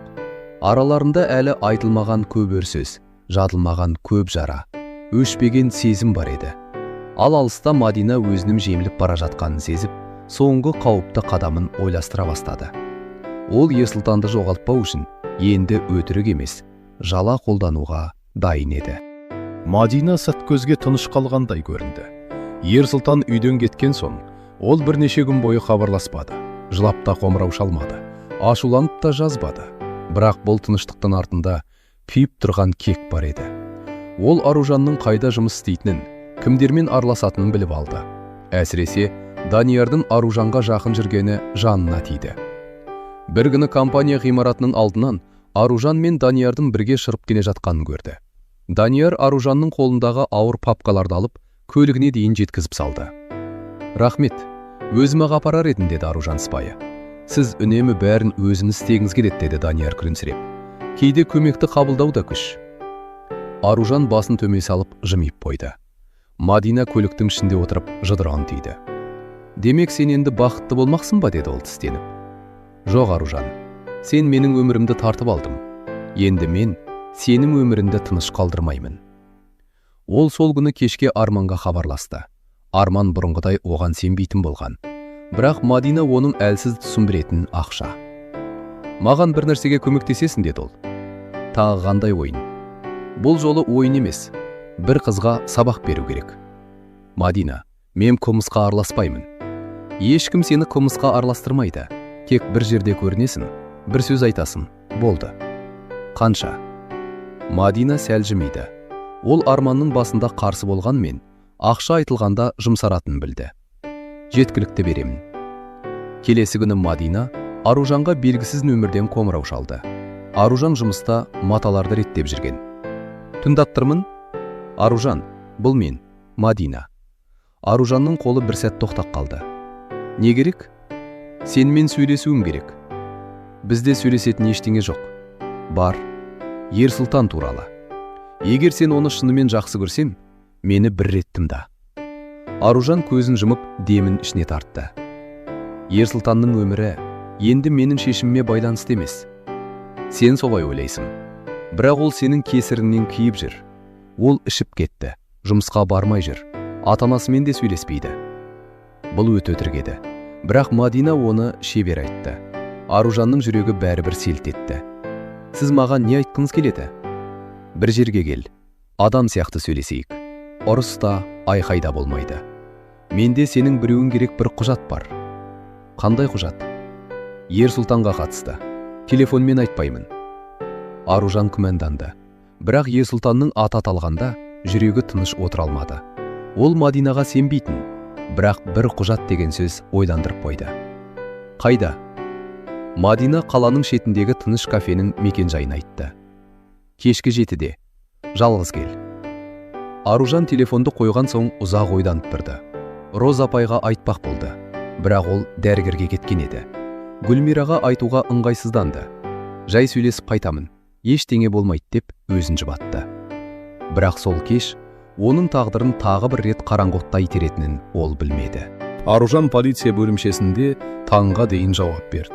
Тергеуші орта жастағы, салқын жүзді адам екен. Алдындағы қағаздарға қарап отырып, сонымен сіз сөмкені ол кісі өзі берді дейсіз бе деді. Иә, құжат бар деді. Мен сендім. Бірақ кафедегі камерада сіздің сөмкені алып шыққаныңыз көрінеді. Ол маған берді ғой. Камерада оның қолы анық көрінбейді. Үстелдің астынан алған сияқтысыз. Аружан басын шайқады. Жоқ, мен ұры емеспін. Сіз бұрын тұрмыста болғансыз ба? Бұл сұрақ Аружанға ауыр тиді. Иә. Бұрынғы күйеуіңіз осы арызданушы әйелмен қазір бірге тұрған ба? Аружан терең дем алды. Иә. Тергеуші қаламын қойды. Демек араларыңызда жеке араздық бар. Бар болса да мен ұрлық жасамаймын. Ол жағын тергеу анықтайды. Аружан қолын тізесіне қойып отырды. Саусақтары дірілдеп тұр. Ол бұрын ешқашан мұндай жерде отырмаған. Есіктің ар жағынан дауыстар, аяқ дыбыстары естіледі. Бөлменің жарығы суық, терезе жоқ. Таңертең оған адвокат керек екенін айтты. Бірақ Аружанда адвокат жалдауға ақша жоқ еді. Гүлмира мен Роза апай хабар алған сәтте бөлімшеге жетті. Роза апай есік алдында жылап тұрды. Қызым, не болды саған деді ол, Аружанды көргенде. Аружан шыдай алмай Роза апайдың қолына жармасты. Апай, мен істеген жоқпын, мен ұрлаған жоқпын. Білемін, қарағым, сенің қолың біреудің инесінде сұрамай алмайды. Алтын ұрлайды дегенге кім сенеді? Гүлмира да ашулы еді. Біз адвокат табамыз, қорықпа. Мені қамауға алама деді Аружан сыбырлап. Гүлмира жауап бере алмады. Себебі іс үлкен сома ретінде рәсімделіп, Мадина қашып кетуі мүмкін деп арыз жазған. Уақытша қамау туралы мәселе қозғалған еді. Кешке қарай Аружанды уақытша ұстау орнына жеткізді. Темір есік жабылған сәтте оның жүрегі шынымен сынып кеткендей болды. Ол тар бөлмедегі орындыққа отырды да көзін жұмды. Мен не үшін мұндайға тап болдым? Мен тек тыныш өмір сүргім келді ғой. Сол кезде терезенің кемір торынан түсіп тұрған әлсіз жарыққа қарап, анасы есіне түсті. Күләш апа мұны естісе не болады? Ауылдағылар не дейді? Қалаға барып ұры болыпты дей ме? Аружан бетін басып жылады. Ал бұл хабар Ерсұлтанға кешке жетті. Гүлмира оған өзі қоңырау шалды. Егер шынымен Аружанды жақсы көрсеңіз, қазір келіңіз. Оны Мадина ұрлыққа жапты. Ерсұлтан орнынан атып тұрды. Не дейсіз? Сол, Аружан қамауда, ал сіздің Мадинаңыз арыз жазып отыр. Ерсұлтанның құлағы тынып кетті. Ол телефонын әрем ұстап тұрды. Мен қазір барамын. Сол түні ол бөлімшенің алдында таңға дейін жүрді. Аружанды көрсетпеді. Тек адвокат арқылы ғана жолығуға болатынын айтты. Есұлтан көлігінің жанында тұрып, жұдырығым қабырғаға ұрды. Мадина, сен не істедің деді ол тістеніп. Бірақ ең ауыр ой басқа еді. Мен оны бір рет қорғай алмадым. Енді тағы да кешігіп қалсам ше? Есұлтан келесі күні ең мықты адвокаттардың бірін тапты. Адвокаттың аты Нұрлан еді. Сабырлы, тәжірибелі адам екен. Ол істі тыңдап болған соң, мұнда бәрі тым әдемі қойылған деді. Не дегеніңіз? Жәбірленуші, куә, сөмке, ақша, әшекей, бәрі дайын. Бірақ дәл сондай дайын нәрселер кейде қолдан жасалғанын білдіреді. Ерсұлтан үмітпен қарады. Оны шығара аламыз ба? Асықпаймыз. Алдымен камера жазбалары керек. Кафенің толық бейнесі, сыртқы камералар, жол бойындағы камералар. Сосын куә Арманды тексереміз. Оның Мадинамен байланысы бар жоғын анықтау керек. Мен бәрін істеймін.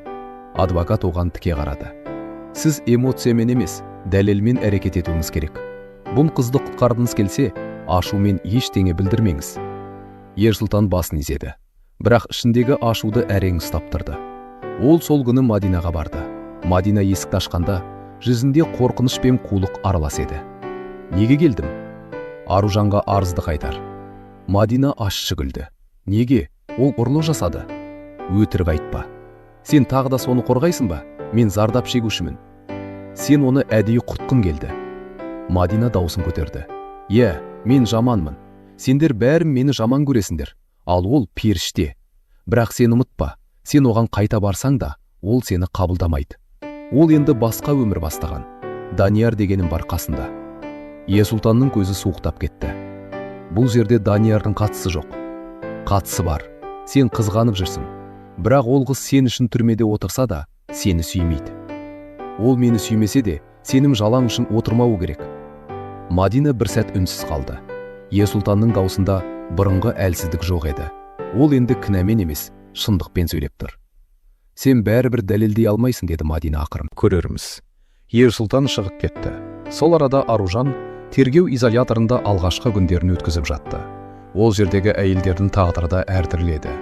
Бірі шынымен қателескен, бірі өмірдің қысымынан түскен, бірі өзін ақтауға тырысып жүрген.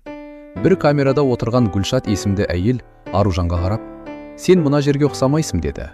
Мұнда ешкім ұқсағысы келмейтін шығар. Гүлшат күрсінді. Дұрыс айтасың. Бірақ сенің көзіңде қорқыныш көп. Қорықпа. Егер кінәм жоқ болса, ішімнен сынба. Кейде кінәм жоқ болса да, ешкім сенбейтіндей көрінеді. Сен ең алдымен өзің сен. Сырттағы адамдар кейін сенеді.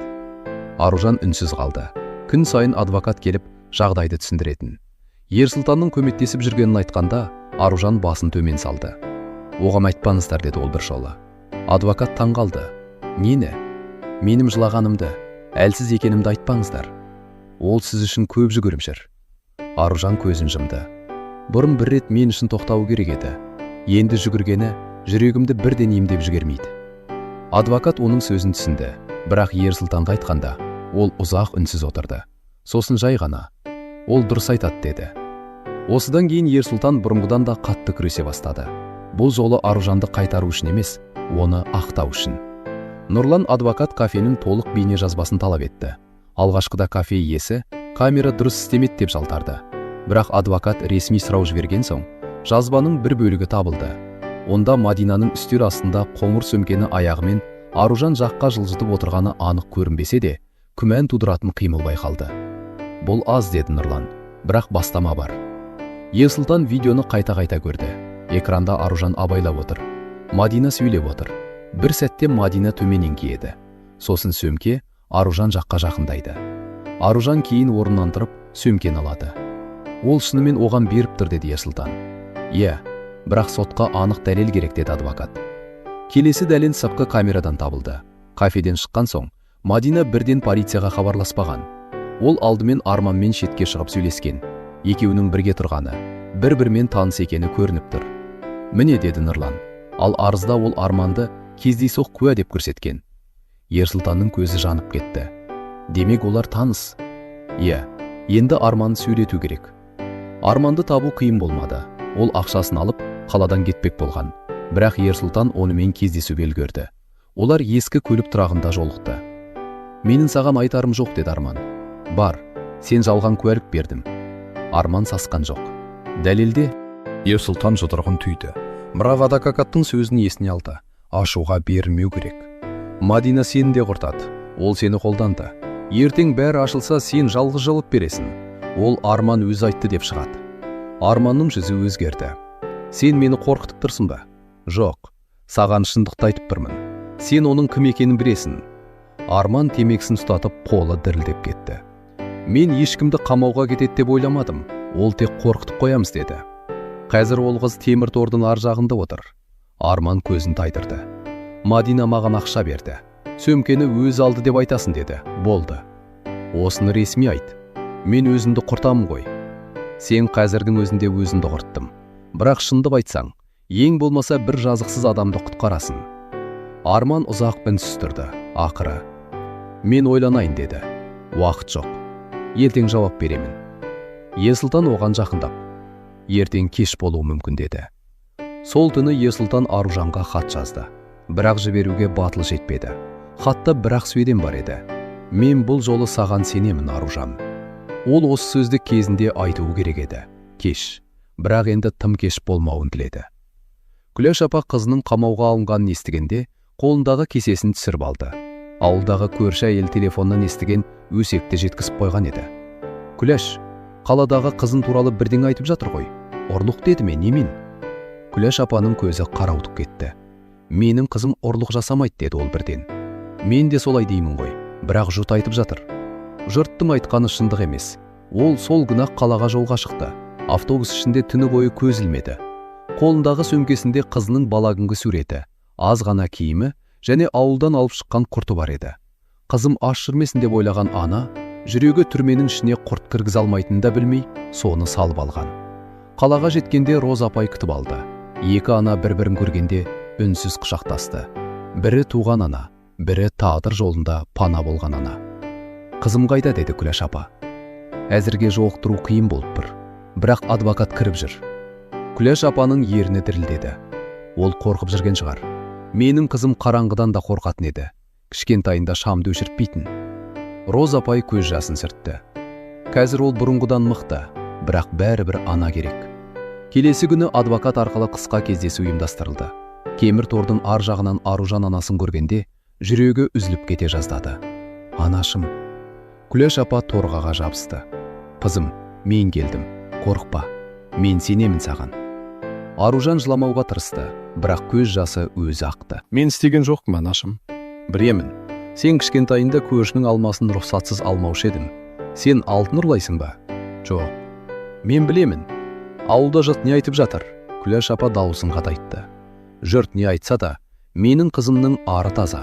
Сен соны ұмытпа. Мен шаршадым, анашым. Шаршасаң менің күшімді ал. Мен өмір бойы тігін тіктім. Көзім талды, белім ауырды. Бірақ сен үшін шыдадым. Енді сен өзім үшін шыда. Аружан тордың ар жағынан анасының қолына қолын тигізуге тырысты. Саусақтары темірге тірелді. Анашым, мен Есұлтанды әлде жақсы көретін сияқтымын. Осыны өзіме кешіре алмай жүрмін. Күләш апа ауыр күрсінді. Жүрекке бұйрық жүрмейді қызым. Бірақ жүрек кешірсе де, ақыл ұмытпасын.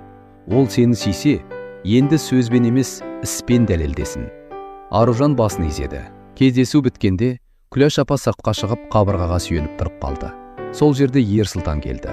Ол Күләш апаны көргенде басын төмен салды. Апа? Күләш апа оған ұзақ қарады. Бұл жігітті бір кезде күйеу балам деп сеніп тапсырған. Енді қызы темір тордың ар жағында отыр. Сенің алдында айқайлағым да келеді, қарғағым да келеді, деді ол дірілдегенінмен. Бірақ менің қызым сені әлі жақсы көретінін айтты. Сондықтан мен қарғамаймын. Кек бір сұрайтыным бар. Бұл жолы қызымды жарты жолда қалдырма. Ерсұлтанның көзіне жас келді. Қалдырмаймын. Ант екемін. Антты бұрында еркектер көп айтқан. Маған антың емес, ісім керек. Ерсұлтан басын изеді. Іспен дәлелдеймін. Арман келесі күні шынымен жоғалып кетті. Телефоны өшірулі, пәтері бос. Мадина оны қорқытып үлгерген еді. Егер аузыңды ашсаң, бәрін сенің мойныңа алемін, деген ол. Мен жәбірленушімін. Сен қылмыскерсің, есіңде болсын. Арман қорқып қаладан кетуге тырысты. Бірақ Даниярдың көмегі көп тиді. Ол компаниядағы қауіпсіздік қызметі арқылы Арманның қай вокзалдан билет алғанын анықтады. Ерсұлтан мен адвокат Мырлан вокзалға жеткенде Арман пойызға мінгелтіреді. «Арман», деді Ерсұлтан. Арман тоқтап қалды. «Мені жайыма қалдыр». Мырлан сабырлы үнмен сөйледі. «Сіз қазір кетсеңіз, жағдайыңыз ауырлайды. Ал егер өз еркіңізбен шындық айтсаңыз, бұл ескеріледі». Арманның жүзі шаршаған еді. Ол енді Мадинаны да, ақшаны да, өтірікті де көтере алмай тұрған. «Мен ешкімді қамауға жібереді деп ойламадым», деді ол ақырын. «Онда келіп ресми айт», деді Ерсұлтан. Арман көзін төмен салды. Мадина бәрін өзі ұйымдастырды. Сөмкені алдын ала дайындады. Ақша да бірезікте өзінікі. Ол маған кафеде отыр, кейін қыз алып шықты деп айтасың деді. Маған ақша берді. «Дәлел бар ма?» деді Нұрлан. Арман қалтасынан телефонын шығарды. «Хабарламалар бар, дауыстық жазба да бар. Мен қорыққаннан өшірмедім, өзімді сақтандыру үшін қалдырдым». Ерсұлтанның жүрегі дүрсілдеп кетті. Міне, шындықтың кілті табылды. Сол күні Арман тергеуге барып, бәрін мойындады. Хабарламалар, ақша аударымы, дауыстық жазба, бәрі іске тіркелді. Дауыстық жазбада Мадинаның дауысы анық естілді. «Сен тек көрдім дейсің, қалғанын өзім реттеймін. Ол қыз түрмеге түссе, Ерсұлтан оны ұмытады». Бұл сөздерді тыңдағанда тергеушінің өзі қабағын түйді. «Мұнда іс басқа бағытқа бұрылады», деді ол. Мадинаны қайта шақырды. Ол басында бәрін жоққа шығарды. «Бұл монтаж. Арман мені сатып кетті. Олар бәрі бірігіп алған». Бірақ дәлелдер көбейген сайын, оның даусы бәсеңдей берді. Кафе камерасы, сыртқы камера, Арманның мойындауы, ақша аударымы, хабарламалар, бәрі бір шындықты көрсетіп тұрды. Аружанға бұл жаңалықты адвокат жеткізді. «Сізді босату туралы өтініш берілді. Іс қайта қаралып жатыр. Жала екені дәлелденіп келеді».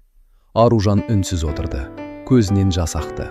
Бірақ бұл жолы ол шарасыздықтың жасы емес еді, үміттің жасы еді. «Мен үйге шығамын ба?» деді ол сенбей. «Иә, жақын күндері. Мен қайтадан аспанды көргім келеді», деді Аружан ақан. «Терезесіз емес, шын аспанды». Адвокат басын изеді. Сол күні Ерсұлтан сыртта ұзақ отырды. Қолында Аружанға жазған хаты. Ол енді оны беруге дайын еді, бірақ хаттағы бір сөйлем тым аз екенін түсінді. «Мен саған сенемін деу аз. Оған енді бүкіл өмірмен сену керек еді». Аружан босатылған күні аспан ашық болды. Қалада көктемнің иісі сезіледі. Темір есік ашылып, ол сыртқа шыққанда көзін күн жарығы қарып өтті. Бір сәт тоқтап, керейін дем алды. Еркін ауаның өзі оған бақыт сияқты көрінді. Қақпа алдында Күләш апа, Роза апай, Гүлмира, Дания және Ерсұлтан тұрды. Аружан алдымен анасына жүгірді. Күләш апа қызын құшағына алып, ұзақ жібермеді. «Шықтың ба құлыным, шықтың ба?» дей берді. «Шықтым анашым, мен шықтым». Роза апай да көз жасын сүртіп тұрды. «Енді жылама қызым, үйге барамыз, шай қайнатамын». Гүлмира Аружанның ығынан қақты. «Жұмысын сені күтеді, бірақ алдымен демаласың». Данияр сәл шетте тұрды. Ол Аружанға жылы қарады. «Қуаныштымын», деді қысқа ғана. «Рахмет Данияр, көмегіңіз үшін». Ерсұлтан ең соңында тұрды. Ол жақындауға батылы жетпеді. Аружан оған өзі қарады. Екеуінің арасында ұзақ үнсіздік орнады. «Сен шықтың», деді Ерсұлтан, дауысы қарлығып. «Иә, мен...» Ол сөзін жалғастыра алмай қалды. «Кешір». Аружан көзін төмен салды. «Бұл жолы мені ақтау үшін көп жүгіргеніңізді білемін. Мен жүгірдім деп өз кінәмді жуып тастай алмаймын». «Иә, жуа алмайсыз». Бұл сөз ауыр еді, бірақ әділ еді. Ерсұлтан басын изеді. «Мен білемін, мен сені бір рет жоғалттым, екінші рет жоғалтпау үшін күрестім, бірақ енді сені өзіме қайтар деп талап ете алмаймын». Аружан оған ұзақ қарады. Бұрынғы Ерсұлтан болса, өз сезімін алға тартып, «Мен сені сүйемін» деп қысым жасар еді. Қазіргі Ерсұлтан басын иіп тұр. Бұл өзгеріс еді, бірақ жараның орны әлі ауыр. «Мен қазір ештеңе шеше алмаймын», деді Аружан. «Шешпе, мен күтемін». «Күтемін» деген сөзді айту оңай. Мен бұл жолы сөзбен емес, тыныштықпен күткім келеді. Саған ауыр болмайтындай. Аружанның жүрегі дір ете қалды. Ол осы сөзден жылылық сезді. Бірақ өзін ұстап қалды. Күләш апа қызының қолын ұстады. «Жүр қызым, бүгін сенің қайта туған күнің». Олар Роза апайдың үйіне барды. Сол күні кішкентай ас үйге бәрі сыймай отырса да, жүректерінде кеңдік болды. Роза апай бауырсақ пісірді. Күләш апа ауылдан әкелген құртын шығарды. Гүлмира шай құйып, Данияр үнсіз көмектесіп жүрді. Аружан терезе алдына барып аспанға қарады. Қала бұрынғыдай суық емес еді. Ол көп нәрседен өтті, бірақ сынбады. Сол түні ол дәттерін ашып, тағы бір сөйлем жазды. Адамды жала құлатуы мүмкін, бірақ ақиқат қайта тұрғызады. Ал Мадина сол уақытта тергеу бөлмесінде отырды. Бұрын өзіне сенімді, бәрін басқарам дейтін әйел, енді алғаш рет өзі құрған торға өзі түскенін түсінді. Мадинаның ісі сотқа жетті. Оған жалған арыз беру, жалған куә ұйымдастыру, дәлел қолдан жасау сияқты айыптар тағылды. Арман да жауап берді, бірақ шындықты мойындағаны ескерілді. Сот залына келген күні Мадина бұрынғыдай сәнденіп келді, бірақ көзіндегі сенімділік жоқ еді. Аружан сотта жәбірленуші ретінде отырды. Қасында анасы, Роза апай, Гүлмира. Ерсұлтан артқы қатарда үнсіз тұрды. Ол Аружанға жақындамады, бірақ әр сәтте оның жанында екенін сездірді. Судья Мадинадан соңғы сөзін сұрағанда, ол орнынан тұрды. Бір сәт үнсіз қалды. Сосын күтпеген жерден жылап жіберді. Мен оны жек көрдім деді ол. Себебі ол менен ештеңе тартып алмағанымен, Ерсұлтанның жүрегін тартып алды. Мен жеңілгенімді қабылдай алмадым. Залда тыныштық орнады. Мен бала туралы да өтірік айттым. Себебі Ерсұлтан кетіп қалады деп қорықтым. Мен бәрін ұстап қалғым келді, бірақ бәрін өз қолыммен құрттым. Аружан оны тыңдап отырды. Ішінде ашу да, аяушылық та араласып кетті. Бір кезде осы әйелдің өтірігі оның өмірін тас-талқан еткен еді. Енді сол әйелдің өзі бос қалған. Судья үкімді оқығанда Мадинаның жүзі аппақ болып кетті. Оған заң бойынша жаза тағайындалды. Залдан алып шығып бара жатқанда, ол Ерсұлтанға бір қарады. Сен бәрібір бақытты болмайсың, деді ол, сабырлап. Ерсұлтан сабырмен жауап берді. Бақыт біреуді құлатумен келмейді, Мадина. Мен оны кеш түсіндім. Сен де бір күні түсінерсің. Мадина бұрылып кетті. Оның биік өкшестің дыбысы залда ұзақ жаңғырып тұрды. Соттан кейін Аружан далаға шықты. Көктемгі жел бетіне тиді. Ерсұлтан жанына жақындады. Аружан, иә, бүгін бәрі бітті. Аружан басын шайқады. Жоқ, бүгін сот бітті. Ал ішімдегі жараның жазылуы енді басталады. Ерсұлтан мұны түсінді. Мен асықтырмаймын. Мен бұрын сізден бір ауыз жылы сөз күтіп жүрдім. Кейін бір ауыз сенім күттім. Енді өзіммен тыныштық күтіп жүрмін. Сол тыныштығыңа кедергі болмаймын. Аружан оның көзіне қарады. Бұл көздер бұрынғыдай суық емес, өкінген, шаршаған, бірақ шынайы еді. Сіз өзгердіңіз бе, Ерсұлтан? Ерсұлтан біраз ойланып, өзгердім деп айтуға қорқамын, бірақ өзгергім келеді. Бұрын мені бәрі жақсы көрсін деп өмір сүрдім. Енді бір адамға адал болуды үйренгім келеді. Аружан үндемеді, бірақ жүрегінің бір бұрышында ұзақ уақыттан бері жабық тұрған есік сәл ашылғандай болды. Сол күні кешке Данияр Аружанға хабарлама жазды. Сен мықтысың. Мен саған әрқашан құрметпен қараймын. Бірақ жүрегім басқа жақта екенін сеземін. Бақытты болуға қорықпа. Аружан бұл хабарламаны оқып ұзақ ойланып отырды. Данияр жақсы адам еді. Бірақ оның жанында тыныштық болса да, жүрегінде Ерсұлтанға деген аяқталмаған сезім барын мойындады. Ол терезені ашты. Сыртта қала шулап жатыр. Бірақ бұл жолы шу қорқынышты емес еді. Өмір жалғасып жатқанда естілді. Арада бірнеше ай өтті. Аружан жұмысына қайта оралды. Бірақ бұрынғы көмерші қыз емес, енді өз үлгілерін дайындайтын, тапсырыс берушілермен сөйлесетін маманға айналды. Гүлмира оған шағын бұрыш беріп, «Мынау сенің орның, енді өз жобаларыңды жаса» деді. Аружан көз жасын әрең ұстады. «Мен бір кезде қалада өз орным болады деп ойламаппын. Өзің таптың, ешкім сыйлаған жоқ. Роза апайдың үйінен де кететін уақыт келді». Аружан шағын бөлме жалдады. Күләш апа ауылға қайтарды. «Қызым, енді мен сен үшін қорықпаймын» деді. «Неге?